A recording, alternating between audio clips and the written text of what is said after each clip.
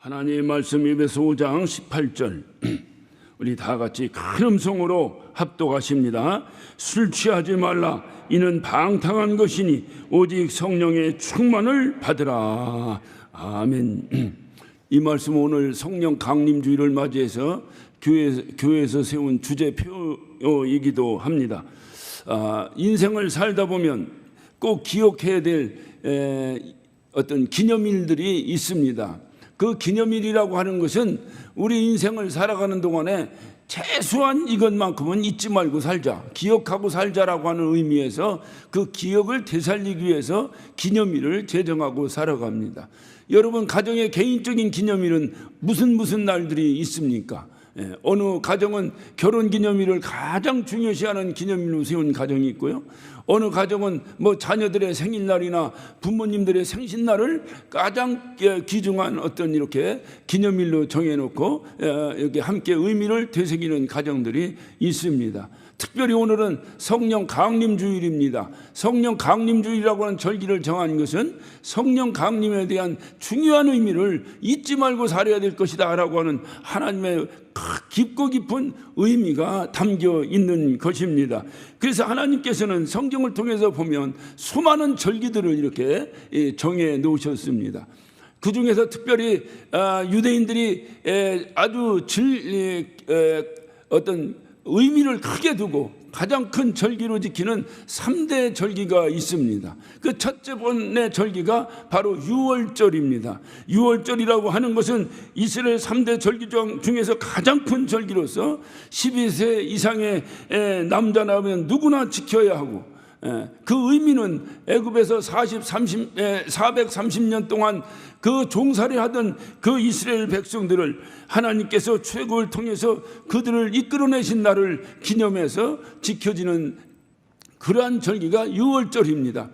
그들이 애굽을 탈출하기 전야에 하나님께서 마지막 10번째 재앙인 장자의 죽음을 그들에게 이제 퍼부으시면서 너희들 각각 가정마다 문설주에 양의 피를 바른 가정은 이 장자의 죽음에 저주가 유월하리라, 넘어가리라 하는 주님의 명령이 있었습니다. 이때 이 말씀을 믿음으로 아멘으로 받아들인 가정마다 문설주에 양의 피를 바르고 그 저주가 유월했다, 패스오버했다, 넘어갔다 라고 하는 것을 기념해서 지키는 절기를 유월절이라. 그러니까 유대인들에게 있어서는 가장 중요한 절기 중에 하나입니다. 두 번째 절기가 오순절입니다. 출애굽한 이스라엘 백성들 드디어 10가지 재앙을 통해서 바로를 굴복시키고 그리고 홍해바다를 건너서 출애굽을 했습니다. 출애굽을 하고 50일 후에 모세를 통해서 시내산에서 하나님께서 율법을 그에게 허락을 하십니다. 이날을 기념해서 오순절을 지키는 거예요. 그 당시에는 칠칠절이라고 하기도 하고 또는 초실절이라고 하기도 하고 또 맥주절이라고 하기도 했습니다마는 이것이 바로 오순절입니다. 세 번째 절기는 수장절입니다.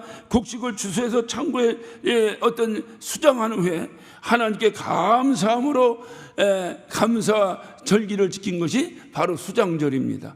오늘날로 말하면 추수감사주일에 해당되는 그러한 절기입니다. 이렇게 절기의 의미도 중요하지만 절기를 지키는 순서도 참으로 중요한데 이 순서의 어떤 영적인 의미가 아주 깊이 담겨 있기 때문에 그렇습니다. 가장 먼저 애굽에서 사는 것은 우리가 죄 중에 거하는 것입니다.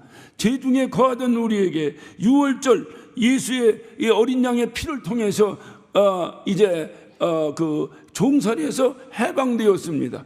그 유월절 이후에 이들이 홍해바다를 가르고 건넙니다. 홍해바다를 가르고 건너는다고 하는 것은 우리의 죄를 청산하고 우리가 받아야 될 침례를 말한다라고 고린도서 10장 1절 2절에는 그렇게 말씀하고 있습니다. 그리고 그 이후에 광야 생활이 시작되는데 이 광야 생활이라고 하는 것은 우리 성도의 신앙생활과 같은 것입니다.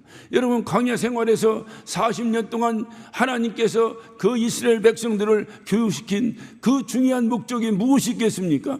그것은 한 가지입니다. 오직 하나님만을 바라봐야 될 것이다 라고 하는 거예요. 어떤 인간의 방법도 없습니다. 그들이 농사질 방법도 없습니다. 고기를 잡아먹을 방법도 없습니다. 오직 하나님께 기도하고 간구할 때에 하나님께서 그들의 기도를 들어주시고 하나님께서 그들의 필요를 채워주셨어요. 이것을 40년 동안 반복해서 교육시킨 것은 오직 하나님만을 바라봐야 될 것이다. 하나님만을 바라봐야 될 것이다 하는 거예요. 그러니까 오늘날 우리의 신앙생활이 바로 이 광야생활이라고 한다면 광야생활은 결코 쉬운 생활이 아닙니다. 여러분 신앙생활을 쉽게 하고 편하게 하고 여러분 신앙생활을 왜 이렇게 신앙생활을 힘들게 하느냐고 만약에 여러분께서 불평이 있다고 한다면 여러분은 하나님께서 이 절기를 허락하시고 그 이스라엘 백성들을 출애굽해서 가나안 땅에 입성할 때까지의 과정을 통해서 우리에게 말씀하시는 신앙생활의 의미를 잘 모르기 때문에 그러는 거예요. 아무리 편한들 광야생활이 얼마큼 편하겠습니까? 아무리 여러분이 편하게 산다고 한들 광야에서 얼마큼을 더 편하게 사실 수 있겠습니까? 아무것도 할 수 없는 거예요. 그래서 사도 바울은 이렇게 고백합니다. 내게 능력 주시는 자 안에서만이 나는 모든 것을 할 수 있다. 이것이 신앙생활의 고백이에요. 여러분 신앙생활하면서 여러분이 뭘 할 수 있다고 생각하는 순간에 하나님과는 멀어지는 거예요. 나는 아무것도 할 수 없습니다. 하나님만이 하실 수 있습니다. 그래서 나는 하나님만을 바라봅니다. 그것이 바로 신앙생활이에요. 이렇게 신앙생활하는 것이 이때가 가장 신앙생활을 잘하고 있는 것입니다. 이런 신앙생활이 끝나면 요단강을 건너게 됩니다. 우리가 요단강 건너는 것은 죽음을 말합니다. 그래서 요단강을 건넌 다음에 하나님께서 약속하신 젖과 꿀은 땅 가나안 땅에 들어가는 거예요. 이 가나안 땅에 들어가는 것을 우리는 낙원에 입성하는 것을 의미하고 있습니다. 그래서 우리가 찬양 중에서도 나 가나안 복지 귀한 성에 들어갈 때 그 찬양을 하는 거예요. 가나안 복지 귀한 성에 우리가 들어가게 되는 것입니다. 그렇기 때문에 이런 전반의 과정을 우리가 보면서 신앙생활이라는 게 이런 과정이 반드시 필요하구나. 그렇다고 한다면 유월절 없이 홍해바다를 건널 수 있겠습니까? 유월절이 뭡니까? 유월절은 바로 오늘날 우리에게로 말한다고 한다면 바로 예수 믿고 예수의 보혈로 예수의 피로 우리의 더러운 죄가 다 닦여지고 구원받은 것을 말하는 거예요. 바로 유월절 사건이 없이 과연 홍해바다를 건널 수 있겠습니까? 홍해바다는 뭐라고 말씀드렸죠? 바로 성도의 침례를 말한다고 말씀을 드렸습니다.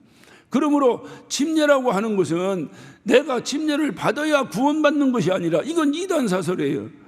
침례라고 하는 것은 구원받은 자가 신앙 고백으로 받는 것을 침례라고 말합니다. 그래서 그들이 홍해바다를 건너므로 침례를 받게 되었다고 하는 것을 말합니다. 그래서 침례는 바로 구원받은 자가 고백으로 받는 거예요. 제가 이제 예전에 이곳에서 부목사로 이렇게 목회를 시작하면서 침례탕이 요 밑에 있었어요. 그 이제 예배가 끝나면 침례 받을 사람은 뒤로 나가시기 바랍니다. 그러면 인솔하고 가서 침례를 이렇게 하게 됩니다. 하게 되면 반드시 저를 물었어요. 왜냐하면 신앙 고백이 있어야 됩니다. 침례라고 하는 그냥 받으면 안 돼요. 절대로 안 됩니다. 그건 내가 하나님 앞에 온전한 신앙 고백을 하는 거예요. 그렇기 때문에 그에게 진정한 구원의 신앙 고백이 있는 것을 묻습니다. 그래서 침례를 왜 받으십니까? 라고 물어요. 그러면 많은 분들이 내가 그리스도와 함께 내가 구원을 받았다고는 확신이 있어서 신앙 고백으로 침례를 받습니다. 또는 제가 그렇게 사전에 교육도 시키기도 하고요. 그래서 침례를 이렇게 베풀고 합니다. 한데 어떤 분이 하루는 오셨어요. 그 침례를 왜 받으십니까? 하니까 이분이 딱 그래요. 이 성찬식에 포도주를 안 준다는 거예요. 침례를 안 받으니까. 그래서 제가 그 자리에서 차라리 집에 가서 한 병 사잡소 그랬어요. 그게 낫지. 집에 가서 차라리 포도주 한 병 사서 잡수지 시원하게. 그거 뭐라고 그거 안 준다고 와서 침례를 받냐. 침례는 그런 것이 아니다라고 하는 것을 제가 가르친 적이 있는데 침례라고 하는 것은 간단합니다. 마귀하고 이혼하고 하나님과 결혼하는 거예요. 그런 신앙 고백이 있는 자가 그런 자가 받는 것이 바로 침례라고 하는 것을 여러분 꼭 기억하시고 여러분 가운데서도 신앙 고백으로 분명히 내가 예수와 함께 연합되어 내가 예수의 사람이 되었다고 하는 분명한 신앙 고백이 있다면 여러분 때가 되면 침례를 반드시 받으시기를 바랍니다. 이번에 특별히 우리 여름 수련회 기간 동안에 아마 침례 기회가 있을 줄로 알고 있습니다. 꼭 받으셔야 돼요. 그것은 사람 앞에서도 내가 선언하는 것입니다. 난 예수의 사람이 되었다는 걸 선언하는 거예요. 하나님 앞에서도 하나님 난 예수 당신 없이는 살 수 없습니다를 선언하는 거예요. 의미 있게 받으셔야 돼요. 이 의미를 분명히 아시는 분은 물에서 나올 때 엉엉 웁니다. 자기가 다시 본 어게인 되었다고 하는 분명한 감동 때문에 막 울어요. 그리고 그걸 지켜보는 가족이나 구역 식구들은 꽃다발을 준비해서 줍니다. 축하하는 마음으로 줍니다. 그냥 옆에서 그냥 혼자 가서 풍덩 들어갔다 나오니까 그렇게 생각하니까 못 알아 지저분하게 그 물에 들어갔다 나와서 얼마나 번거롭습니까? 깨끗하게 차려입고 나온 옷 다 벗어버리고 또 가서 들어갔다 나와서 머리 또 감고 드라이하고 얼마나 이게 힘들고 어려운 과정이냐 이 말이. 그러나 그것이 귀찮은 것이 아니라 내가 물에 들어갔다 나옴이 바로 내가 예수와 함께 죽고 예수와 함께 살아 주님과 연합되었다고 하는 아주 중요한 의미가 있고 신앙 고백 가운데 아주 중요한 고백이 있어. 특별히 우리 침례교회에서는 두 가지 성례가 있으니 하나는 침례요 하나는 성찬입니다. 그래서 여러분 성찬의식에 참여할 때도 주님이 내 안에 계시다고 하는 신앙 고백으로 해야 돼요. 그거 포도주 안 준다고 시험 들고 이게 아니라 가장 신앙 고백으로 해야 돼요. 지난번에 우리가 일회용으로 이렇게 코로나 때문에 일회용으로 이렇게 일회용 키트로 이렇게 성찬을 했습니다. 안 하던 걸 하려니까 그거 서툴르니까 은혜가 깨져. 그래서 목사들이 연구를 많이 해요. 이거를 이미 뜯어서 떡은 떡대로 다시 구분해서 놔둘까 어떨까 하다가 어차피 일회용 키트를 쓰는 것은 코로나 때문에 서로 전염의 위험이 있어서 이렇게 하는 거니까 그냥 그렇게 합시다 해가지고 이렇게 반쯤 뜯어서 이렇게 실행을 하기도 하곤 했습니다. 어떤 분이 그랬다고 그래요. 이건 나는 잘했는데 왜 저 사람은 왜 못하는지 모르겠다고 그랬다고 그래요. 그래서 잘하셨다니 감사하네요 하니까 그런데 오늘 떡은 어디 있었어요? 그러더라는 거예요. 그랬다고 해서 그분이 성찬에 참여하지 않았느냐? 그렇지 않아요. 그 의미가 중요한 것이지. 거기서 떡 안 먹었다고 해서 주님의 살이 내게는 없고 주님의 피만 있는 겁니까? 그러니까 이런 의미 때문에 주님이 절기도 만드시고 또 어떤 성례전도 만드시고 그러니까 이런 걸 할 때마다 이런 의미에 동참을 해야 되는데 행위에 동참하다 보니까 백날 해도 아무런 감동이 없는 거예요. 여러분 성찬 예식을 참여하면서 눈물을 흘려본 적 있는가요? 그래도 보니까 어느 교회에서는 아주 의미를 부여해서 다양한 방법으로 그것을 이렇게 재구성해서 하는 교회들이 또 오늘날 많이 있습니다. 중요한 것은 어떤 방법이 중요한 것이 아니라 거기에 담겨있는 의미를 꼭 되새기면서 진솔하게 그 의식에 동참해야 될 것이다 하는 것이죠. 이와 같이 홍해바다를 건넜습니다. 침례를 받게 되었습니다. 그 이후 50일이 지났습니다. 이날이 바로 오순절입니다.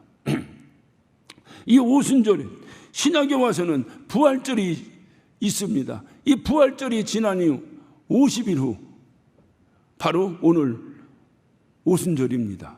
이 오순절에 주님께서 약속하신 성령을 부어주셨다. 그래서 오늘이 성령 강림 주일이다 하는 것이죠. 그러니까 중요한 것은 이 절차를 쭉 보면서 6월절이 반드시 지나고 침례를 받은 이후에는 뭘 해야 된다? 오순절에 성령 강림이 반드시 통과되어야 한다는 거예요. 이것이 통과된 다음에 뭘 해야 된다? 그로부터 신앙생활이 시작되는 거예요. 그런데 여러분 한번 생각해 보세요. 왜 구약에서는 오순절 날이 뭐 한 날이라고 그랬어요? 모세가 시내산에서 율법을 받은 날이라 이 말이에요.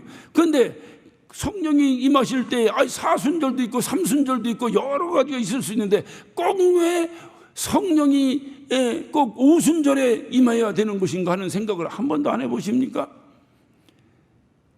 주님께서 하시는 일이 그냥 대충 하시는 일이 아니에요. 다 의미가 있는 거예요. 구약에서는 구약성들을 세상의 더러움에서 구별하여 거룩하게 하기 위해서 필요했던 것이 율법입니다. 그것이 바로 오순절날 시내산에서 모세에게 임했고 모세를 통해서 이스라엘 백성들에게 율법이 증거되었다는 거예요. 이것이 신약에 와서는 오순절날 성령이 임했다는 거예요. 다시 말하면 구약 성도는 율법을 통해서 거룩하게 구별했다고 한다면 신약시대에 살아가는 우리들에게는 주님께서 성령을 부어주시고 성령을 통해서 우리를 구별하신다는 거예요. 그러니까 반드시 성령을 받지 아니하고는 우리의 신앙생활에 문제가 생기는 겁니다. 이제까지 여러분이 쭉 살펴봤습니다만 신앙생활에 가장 중요한 것이 뭐겠어요?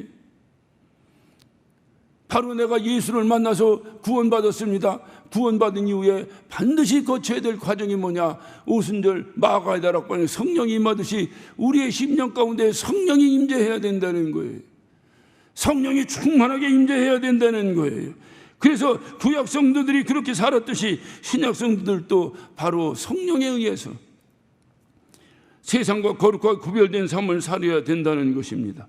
그리고 이제 수장절, 감사절을 통해서 하나님 앞에 감사하면서 살아가는 거예요.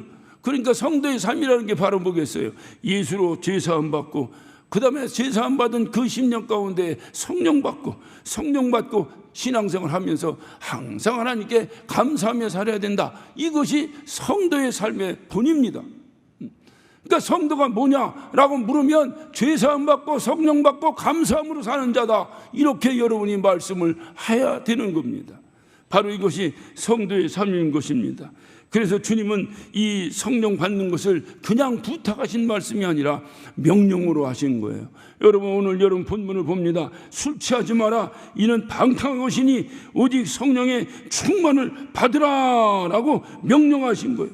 그러니까 여러분이 죄사함에 확실한 간증이 있다면, 여러분이 예수를 만나서 확실히 구원에 대한 확신이 있다면, 내가 하나님의 자녀라고 하는 분명한 확신이 있다면, 나는 죽어서 천국 갈 수 있다고 하는 분명한 소망이 있다면 그 사람은 반드시 이 땅에서 거쳐야 될 관문이 하나 있으니 성령의 임재입니다. 성령의 임재를 통해서 여러분의 구원이 증명되어야 된다는 거예요. 그러니 오늘 성령 강림주일이 얼마나 중요한 날입니까? 우리 신앙생활 가운데서 이런 절기를 이 오늘 하루가 중요한 것이 아니라 이런 성령 강림주의를 통해서 우리가 신앙생활하는데 필수 불가결의 조건이 바로 뭐냐? 성령 받는 것이구나. 신학적으로 예수 믿을 때 이미 받았다 어떻다 인터벌 신학이 어떻다 여러 가지 설이 있습니다. 모든 것을 폐의를 하고 성경은 말합니다. 성령 받지 아니하면 네 구원이 흔들린다는 거예요. 예수 믿고 내가 하나님의 자녀가 되었다고 성경 공부를 통해서 어떤 학설을 통해서 어떤 이론을 통해서 어떤 가르침을 통해서 얼마든지 그에게 확신의 고백을 시킬 수가 있습니다. 저와 여러분의 경험을 한번 되살려 보세요. 그렇게 해서 당신 그러니까 구원 받은 거예요 라고 말했을 때 조금 찝찝하지 않습니까? 예수 믿습니까? 믿습니다. 예수 믿으면 구원 받은 거예요. 그래 걱정하지 마. 흔들리지 않아. 걱정하지 마. 했을 때 이거 받은 건 맞는 건가? 혹시 여러분 그런 생각 한 번도 안 들어봤습니까? 그러면 또 혼납니다. 의심한다고. 한 번도 안 혼나봤어요? 근데 뭔 얘기를 하면 다 나만 그런 것 같아요. 어떻게? 여러분 기도하고 뭐하고 하더니 갑자기 다 구원받았다고 막 하니까 감사하긴 한데 구원을 그 사람이 준 건지 하나님이 준 건지 헷갈릴 때가 없습니까? 여러분 스스로 구원받았다는 만족감에 도취되어 그냥 살아가고 그냥 신앙생활 하시는 분은 혹시 이 자리에 한 번도 안 계십니까? 성경은 말합니다. 성령으로 보증받으라는 거예요. 여러분 흔들리지 않는 구원, 저와 여러분의 경험을 통해서 한번 신앙 고백을 한번 해보세요. 성령이 내 안에서 역사했을 때 내가 하나님의 자녀라고 하는 그 고백과 성경 공부를 통해서 예수 믿으면 하나님의 자녀가 된다니까 당신 예수 믿죠? 예. 그러면 하나님의 자녀야. 예. 성경 말씀대로 흔들리지 마라 했을 때와 어느 것이 맞고 틀리고를 전 논하자고 하는 소리가 아닙니다. 여러분에게 분명한 확신이 어느 쪽이 더 강하더냐 하는 겁니다. 그래서 주님은 성령을 받으라는 거예요. 이것은 반드시 필요하니 받아야 된다는 거예요. 내가 성령 받는 것이 내가 성령을 필요로 하는 것보다 우리 하나님께서 우리에게 성령 부어주시려고 하는 하나님의 열망이 훨씬 크다는 거예요. 내가 너희를 어떻게 구원시켰는데, 내 아들을 죽이시면서까지 내가 너희를 구원시켰는데, 내 아들 독생자의 생명과 바꾸면서까지 내가 너희를 하늘나라로 초청했는데, 어리삐리하니 있다가 다 구원의 확신도 잃어버리고 다 그냥 살다가 세상과 짝하고 살다가 그냥 연합하고 살다가 그냥 그러고 살다가 그냥 희지부지 주저앉을 겁니까? 여러분이 애타는 것보다 그렇게 희지부지 주저앉아 있는 여러분을 바라보는 그 외아들을 죽이신 하나님의 심정을 여러분이 이해하시겠어요? 그래서 우리 주님은 여러분의 흔들리는 그 심령, 갈대와 같은 심령을 꽉 붙잡기 위해서 성령을 부어주시겠다는 거예요. 그래서 성경으로 내 구원을 보증받으라는 거예요. 흔들리지 않도록 하라는 거예요. 그래서 주님께서 바로 우리가 신앙생활 하는 가운데 성령을 받는다는 건 참으로 중요합니다. 성령 받는다는 것은 네가 스스로 성령 충만하라는 얘기가 아니에요. 성령 충만을 받으라는 거예요. 수동태예요. 내가 스스로 해서 성령을 받아주는 게 아니고, 내가 스스로 해서 충만해지는 것이 아니고, 하나님으로부터 성령 충만을 부음받으라는 거예요. 하나님께서 바로 우리에게 그렇게 간구하시는 거예요. 내가 성령 충만하기를 원하는 것보다 하나님이 내가 성령 충만하기를 더 원하신다는 거예요. 우리는 성령으로 충만하지 아니하면 아무것도 할 수 없습니다. 성령 충만하지 아니하면 우리의 신앙생활은 언제든지 엎어질 수가 있어요. 언제든지 엎어집니다. 여러분, 전도하다 보면 교회 다니다 안 다닌다고 하는 사람이 얼마나 많이 만납니까? 그러나 성령으로 분명한 경험과 분명한 성령의 체험이 있고 내 안에 성령이 내주하여 내가 날마다 성령으로 충만하다면 어떤 경우든지 서로 예수 믿는 것 때문에 죽음 앞에 선다 하더라도 결코 흔들릴 수가 없는 거예요. 그래서 주님은 다른 것보다도 구원받은 이후에 가장 첫 번째 조건으로 바로 오순절 성령을 받으라는 거예요. 그 성령의 충만함을 받을 수밖에 없는 거예요. 그런데 오늘 이 말씀을 잘 보니까 성령을 받는데 술 취하지 마라, 이런 성령에 방탕한 것이니 오직 성령의 충만을 받으라 그랬습니다. 다시 말하면 성령 충만과 술 취한 것은 비슷하다고 비슷해요. 단지 다른 건 뭐냐, 한쪽은 거룩한 것이고 한쪽은 방탕한 것이라는 거예요. 현상이 비슷하다는 거예요. 여러분, 술 먹는 사람들 보세요. 술 먹는 사람은 뭐라고 말합니까? 술 좀 끊어, 술 좀. 처음에는 자기가 먹어요. 그 다음에 누가 먹어요? 술이 술을 먹어요. 그래서 술이라고 하는 거예요. 술술 넘어간다고. 처음에는 내가 먹어요. 근데 그 다음에 술이 술을 먹어요. 그리고 그 술이 나를 먹어버려요.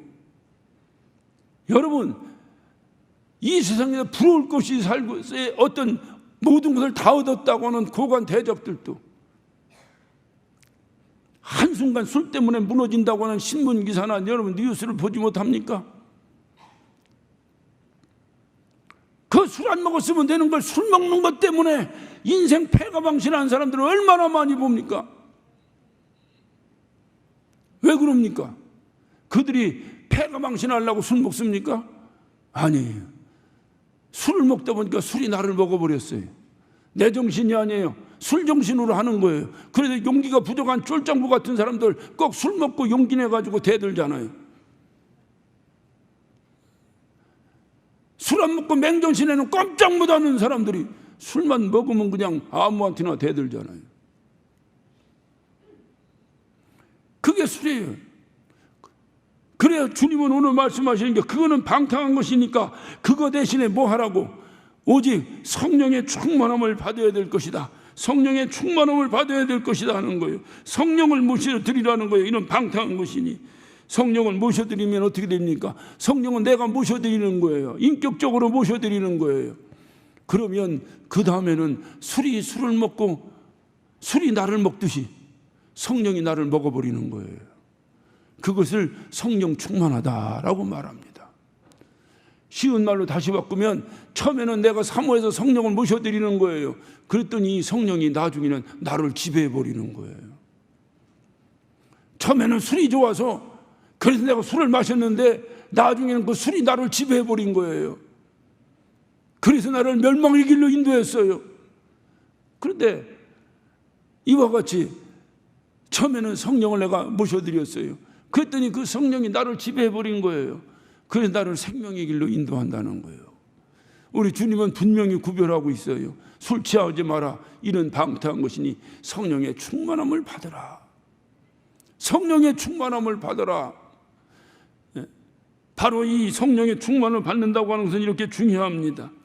요한복음 14장 16절에 보면 다른 보혜사를 너에게 보내주리니 영원토록 너희와 함께할 것이다 라고 약속하셨어요. 그 함께 한다라고 하는 헬러 단어가 메타라고 하는 단어인데, 메타라고 하는 단어는 뭐냐? 그냥 함께 하는 게 아니에요. 친구처럼 친구와 같이 함께 한다는 거예요. 여러분, 친구하면 가슴이 절여지지 않습니까? 친구가 왜 좋아요? 친구 없는 사람하고 친구 있는 사람하고 어떤 그 사람의 삶의 모습을 보면 뭐가 구별이 됩니까? 친구는 어느 측면에서는 부모보다도 더 가까워요. 부모에게 할 수 없는 얘기를 친구에게는 다 합니다. 누구에게도 말할 수 없는 얘기 친구에게 합니다. 어린 시절 기억나십니까? 하룻밤 친구하고 가서 자고 싶어서 그 부모에게 애걸붙고 하루만 아빠 하루만 오라게 해줘, 하루만 오라게 해줘. 그거 허락받으면 천하를 얻은 것 같이 펄펄 뛰며 친구네 집으로 달려가던 그 어린 시절 기억 안 납니까? 세상에 다 잃어도 친구만 있으면. 그런 친구 여러분은 몇이나 있습니까? 그런 친구가 몇이나 있습니까? 함석헌 씨는 그런 친구가 있는가라는 시를 통해서 그렇게 말합니다. 그 멀리 먼 길 떠날 때에 내 아내를 맡길 만한 친구가 너에게는 있느냐? 여러분, 그런 친구 있습니까? 여러분, 그런 친구가 있다면 영적 생활은 몰라도 이 땅의 육체적 삶은 성공한 겁니다. 그런 친구가 있어야 돼요. 이런 친구로 오늘날 젊은 사람들은 절친이라고 말합니다. 베스트 프렌드, 절친이라고 말합니다. 생각만 해도 절친. 성령이 여러분의 뭡니까? 절친이라는 거예요. 절친. 근데 과연 성령이 여러분의 절친입니까? 신앙생활을 조금 고치셔야 돼요. 여러분의 절친이 예수 믿으면서도 여전히 여러분의 절친이 세상의 술친구입니까? 예수 믿으면서도 여러분의 절친이 여전히 학연이고 지연입니까? 예수 믿고 절친은 바뀌는 거예요. 누구로? 세상 친구에서 성령으로 바뀌는 거예요. 이 성령이 절친과 같이 나와 함께 하신다는 거예요. 예전에 저 옆에 건물, 이 건물 있기 전에 저 옆에 건물 그냥 막 져가지고 거기 예배할 때 사람들이 참으로 많이 왔어요. 그러니까 새신자 영접을 한다는데 새신자 영접실이 어디 있었냐면 요 올라가는 계단 요 삼각형, 이렇게 계단 밑에 삼각형 요 공간이 있어요. 왜 공간이 없으니까 막 조금만 빈틈만 있으면 비집고 들어가서 사용하니까 요 삼각형으로 이렇게 된 공간이 있었어요. 나 같은 사람은 지옥입니다. 아주 가서 1시간 있으면 허리를 필 수가 없어요. 그래서 항상 꾸부정하고 내가 지금 꾸부정한 게 그때 직업병인 것 같아요. 내 암만 생각해도 내가 그때 누구는 기도 많이 해서 그랬다는데 나는 그건 아닌 것 같아요. 그때 새신자가 오면 새신자를 영접하는데, 여러분 새신자를 요즘 교회에서는 VIP라고 합니다. 귀빈으로 모셔야 되는 이 새신자를 그냥 이 계단 밑에 삼각형으로 집어넣고 한두 명이 나와야지, 그냥 한 번 예배할 때마다 10명, 20명씩 몰려드는데 거기다 집어넣고 새신자 교육을 하려면 어떻게 해야 되겠어요? 새신자가 처음 왔으면 교회를 알리는 브로시를 나눠주고, 우리 교회는 어느 교단에 속한 어느 교회입니다. 그래서 우리 교회는 이러이러한 체제를 통해서 교회가 운영되고 있습니다. 뭐 어떻습니다. 우리 교회 담임 목사님은 누굽니다. 이렇게 소개를 해야 되는데, 교육 과정은 어떻습니다. 이렇게 소개를 해야 되는데 그런 소개는 하나도 없어요. 들어가서 앉아있자마자 그냥 우르르 벌떼처럼 덤벼들고 막 머리를 붙잡고 흔들어대는데, 어떻한 성령 밖에서 내보내야 된다는 거예요. 성령 밖에 랄랄랄라 빠빠빠빠 랄랄랄라 빠빠빠빠 하는데, 처음 온 사람이 먹여가지고 이거 분위기도 좀 잘 안 잡혔는데 앉아있는데 막 붙잡고 흔들어대니까 안 되니까 할렐루야를 빨리 해보라나 어쩌라나 하니까 또 할렐루. 여러분 그렇게 해서 혀가 돌아갑니까? 그런데 그 자리에서 혀가 안 돌아간 사람을 본 적이 없어요. 왜? 안 돌아가면 안 내보내거든. 그러니까 일단 집에 가야 되니까 돌고 가는 거예요. 돌고 가는 거예요. 그래도 그때의 추억이 있습니다. 돌이켜 제가 조금 목회를 하면서 여러 성도들을 만나고 성령에 대해서 간절한 마음으로 사모도 해보고, 성령 충만이 무엇인가도 경험을 통해서 또 깨달아 보기도 하고 하면서 결국 느낀 결론은, 성경이 말씀하신 대로 성령은 나의 절친이다. 성령은 나의 절친이다. 여러분의 가장 절친이 누구냐? 성령이에요. 여러분이 예수를 만났습니다. 그리고 세상과 단절되었습니다. 그러고 나서 어떻게 혼자 살아요? 그때 하나님이 소개시켜준 절친이 있어요. 그 절친이 성령입니다. 성령과 함께 살아가는 거예요. 성령과 함께. 신앙생활 성령 없이는 되지 않습니다. 성령 없이. 그러니 우리는 술 취하지 말고 방탕하지 말고 절친 성령을 모셔드리고, 절친 성령으로 오늘 여기 성령의 충만함을 받아서 주님 말씀하시듯 고린도서 12장 3절처럼 예수를 주인으로 시인도 하고, 성령으로 시인하지 않은 주님도 네가 주여 주여 하는데 나는 너를 모른다 하리라. 성령으로 내가 예수를 주인으로 모셔드리고, 성령으로 나의 구원도 보증받고, 고린도서 1장 12절이나 5장 5절에 내가 인침을 받고 성령을 보증으로 주셨다고 주님 말씀하셨으니, 성령으로 내가 구원받았다고 하는 보증도 분명히 받아보기도 하고, 생각도 성령으로 해서 영의 생각은 생명과 평안이라 했으니 로마서 8장 6절에 분명히 그렇게 말씀해요. 육의 생각은 사망이라는 거예요. 그러나 성령으로 영의 생각을 하면 생명과 평안이 있을 것이라는 거예요. 그러므로 성령 충만해서 생명과 평안도 얻고, 또 성령 충만해서 예수의 증인도 되어 첫째 부활에 참여하는 소망도 가져보기도 하고, 성령으로 하나님 마음도 알아서 순종하기도 하고, 성령으로 우리를 시험 들게 하는 마귀도 물리치고 귀신도 쫓기도 하고. 여러분, 성령 빼놓고 신앙생활에 뭐 하나 되는 것이 있습니까? 그 성령은 신앙생활에 아주 필수적인 거예요. 필수적인. 성령을 빼놓고 신앙생활, 누구도 그 신앙생활을 보증할 수 없습니다. 단언히 얘기합니다. 나중에 천국 갔더니 주님이 야 성령 없어도 괜찮다라고 말씀하시더라도, 이왕이면 내가 이 땅에 사는 동안에 성령으로 충만해서 나의 구원이 결코 흔들리지 않는 그러한 신앙생활을 한다면, 조금 교회에서 좀 뭐 했다고 헬라 뺐다고 하고, 조금 누가 뭐랬다 헬라, 이런 거 말고 성령이 나를 사로잡아 버린 거예요. 내 정신이 아닌 거예요. 술을 먹고 술이 나를 먹어버려서 내 정신이 아니야. 그래서 뭘 잘못해놓고 경찰서 끌려가면 나 술 먹어서 내 정신이 아니에요 라고 말하는 그런 파렴치한 사람들 같이, 그것은 방탕한 것이니 그러지 하지 말고 성령이 너를 사로잡아 내 정신으로 살지 말고, 어차피 이 세상은 내 정신으로 사는 것이 아니다. 내 정신으로 하루늘 살 수 있겠느냐? 술에 취해서 살든 아니면 성령에 취해서 살든 둘 중에 하나다.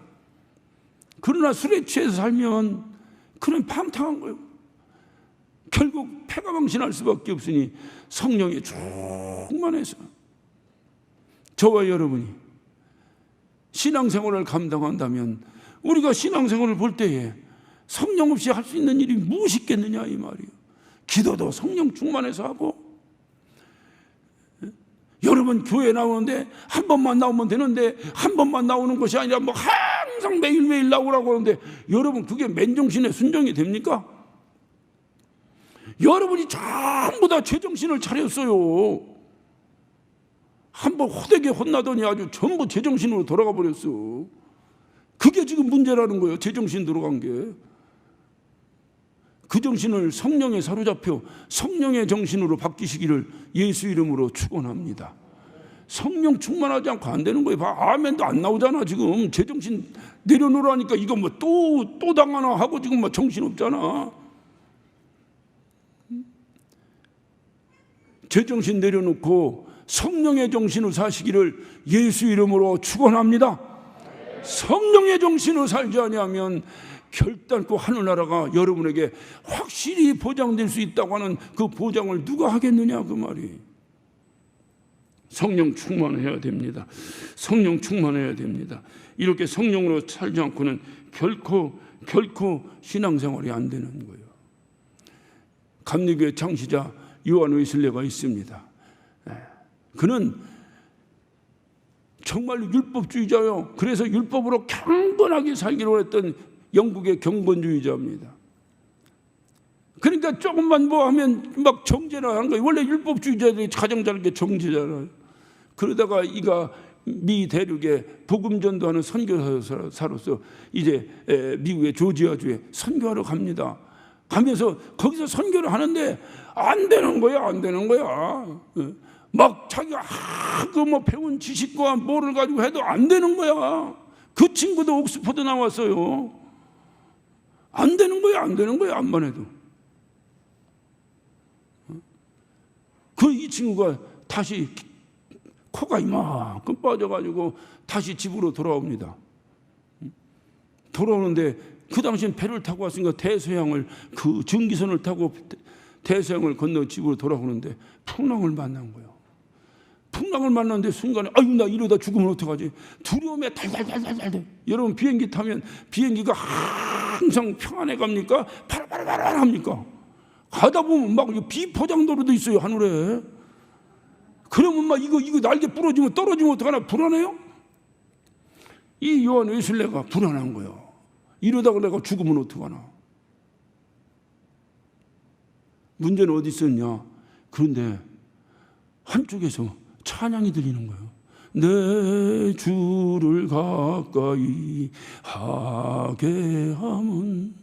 찬양이 들리면서 찬양이 들리는 쪽으로 눈을 딱 뜨니까 얼굴에 평안함이 확 있는데, 이들은 막 거기서 막 기뻐하며 기도하며 방언으로 기도하고 막 사람들 막 토해낸 거 다 청소하고 얼마나 기쁨으로 봉사하고 하는지 몰라요. 순간에 요한 웨슬레가 깨달았어요. 저들은 누군데 이 풍랑 가운데서 저렇게 평안한가? 어떻게 저들은 이 풍랑 가운데서 저렇게 기뻐할 수 있는가? 어떻게 저렇게 기도하고 찬양할 수 있는가?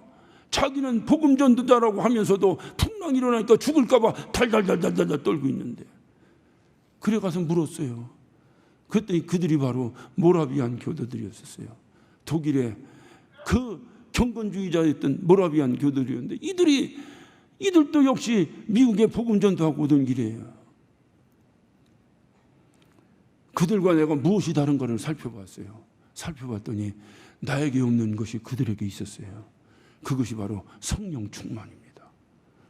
그 이후로 이는 영국으로 돌아와서 뒤집어졌어요. 영국을 완전히 성령으로 뒤집었어요. 그리고 세워진 교단이 메소디스트 감리교회입니다. 성령으로 역사하는 것과 내 지식과 내 이론으로 역사하는 것은 전혀 다릅니다. 그래서 신앙생활은 성령으로 해야 되는 거예요. 제가 전사 때 생각이 나요. 전사 때 제가 저 수원에 있는 조그만 교회에 교육전도사로 있었습니다. 그때 예전에 우리 교단에 총회장 하셨던 김영수 목사님이 집회를 하셨는데, 그분이 살아생전에 저를 참으로 많이 사랑해 주셨어요. 이분이 설교하기 전에 제가 찬양을 합니다. 찬양을 하는데 요즘처럼 무슨 뭐 기타가 있고 키보드가 없어요. 그냥 피아노를 치는데 피아노로 뭐가 그게 그 반주가 제대로 되겠습니까? 막 키보드로 꽝꽝 울려야 되는데 우리도 그냥 키보드로 꽝꽝 울려야 된다니까. 안 되는 거예요. 그러니까 뭐 제가 그냥 무조건 그냥 강대상을 두드려가면서 이 큰 등치로 펄펄 뛰면서 찬송인도 하고 나면 막 땀이 비오듯 쏟아집니다. 얼마나 충만하겠나. 불길 같은 성신이야 뭐야. 오늘 내가 찬송하는 거 그때 배운 거예요 다. 난 찬송을 얌전하게 하는 사람들 보면 이상해. 그 사람 한번 술 먹여놓고 노래방 한번 데려갔으면 좋겠어요. 그렇게 노래하는가. 찬양을 예술성으로 합니까? 그래 그때 불길 같은 성신이하고 강대상을 뛰는데 나중에 손이 끈적끈적해요. 그러니까 이 손이 터져버린 거예요. 얼마나 두드려 댔는지. 그냥 김영수 목사님 보더니 아이고 우리 김전사 손바닥에 예수의 흔적이 있구만. 예수의 흔적이. 여러분 웃으시죠? 저는 그때 그 소리가 주님의 음성으로 들렸어요. 왜 그렇게 들렸을까요? 성령이 충만하니까 성령의 소리로 들려버리는 거야. 와, 나에게 예수의 흔적이 있다. 그때 내가 이름을 바울로 바꿨었어. 그런데 그 위에 바울 노릇을 못 하더라고. 그래서 요새 안 쓰는 거예요. 내게 예수의 흔적이 있다. 나를 건드리지 마라. 뭐든지 삼켜먹을 것 같더라고요. 뭐든지 삼켜먹을. 그 정도는 해야지 목회를 하지 진짜. 그 양반이 살해받은 것에서 반을 딱 떼서 나를 줬어요. 근데 그거로 확빈했어요. 왜? 이번 부흥의 반은 김전수가 한 거야. 딱 떼서 주더라고. 맨정신에 그게 되겠어요? 어떤 분들은 그래요. 목사님 숙기가 있다고. 저를 잘 아는 사람들은요, 저보고 숙기 있다는 얘기 들으면 웃어요. 예전에 제 친구들이 네가 어떻게 목회하느냐고 웃어요. 어떻게 많은 사람들 앞에 가서 설교하느냐고. 신기하게 여러분 잘 보세요. 제가 저 뒤에서 여기까지 걸어 나올 때 고개 한번 제대로 못 들고 와요. 근데 여기서 여기만 올라오면 돌변해버려. 그냥 여러분이 듣지 마세요. 성령이 인도하지 않고는 못하는 거예요. 저는 그때 경험했어요. 성령이 아니고는 아무것도 할 수 없다. 인간의 재주로, 결국 인간의 재주로 해봤자 사기치는 거 외에는 아무것도 할 수 없다. 성령이 하지 않고는, 내 정신이 아니라 성령의 정신으로 하지 않고는 아무것도 할 수 없다.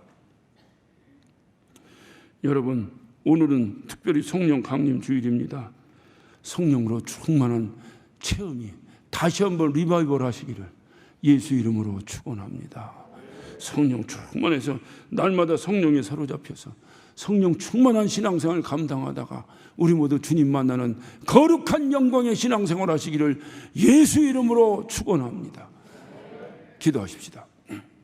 오늘 시간 기도하실 때 하나님, 성령 충만해야 되겠습니다. 성령 충만해야 되겠습니다. 하나님, 내가 이렇게 뜨뜻미지근하게 이렇게 차디찬 냉골 같은 신앙생활이 아니라 성령 충만해야 되겠습니다. 하나님, 내 정신으로 해보려고 하니까 안 됩니다. 하나님, 성령께서 내 정신을 완전히 잡아주시고 성령의 정신으로 주의 길 감당케 하여 주옵소서. 우리 다 같이 예수여 한번 하시고 한 목소리로 기도하시겠습니다.